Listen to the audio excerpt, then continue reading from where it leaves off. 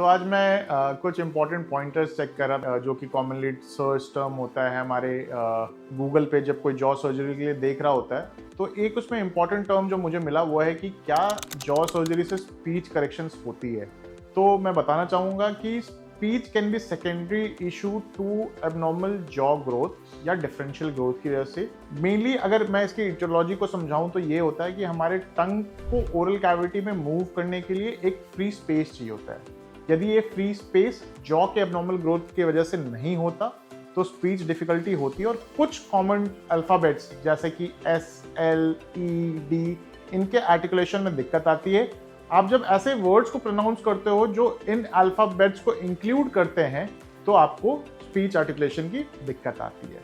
तो हम कैसे करेक्ट कर सकते हैं ये स्पीच आर्टिकुलेशन की दिक्कत को जो कि जॉ से रिलेटेड है। सबसे पहले हमें जानना जरूरी है कि किन कंडीशंस में हमें ये देखने को मिलता है।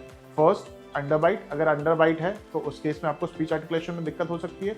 अगर ओवरबाइट है तो उस केस में भी, क्योंकि आपका टंग एडिक्वेटली एंटीरियर टीथ को टच नहीं कर रहा होता, उसकी वजह से स्पीच आर्टिकुलेशन में दिक्कत आ सकती है। यदि हाइपोप्लेजिया है, जॉज की ग्रोथ अच्छे से नहीं हुई है, तो उन केसेस में भी स्पीच आर्टिकुलेशन में दिक्कत आती है। Cases like syndromic patients where there is cleft lip and palate, there is problem of speech articulation. Also, if a patient has open bite, then also we can see problem with speech articulation.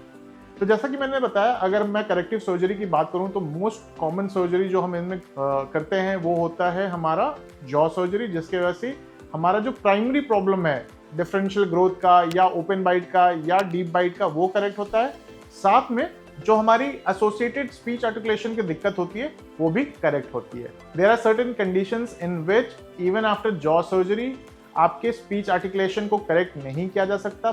जैसे कि अगर आपको टंग tie है तो टंग tie में jaw surgery will not be beneficial, rather a tongue tie release helps in speech articulation correction. यदि कोई neurological deficit है, जैसे कि हम सिंड्रोमिक बच्चों में देखते हैं कि जॉ सर्जरी की नीड थी फंक्शनल करेक्शन के लिए, लेकिन उसके बावजूद भी हमारा स्पीच आर्टिकुलेशन पूरी तरह से करेक्ट नहीं हो पाया because of the neurological deficit.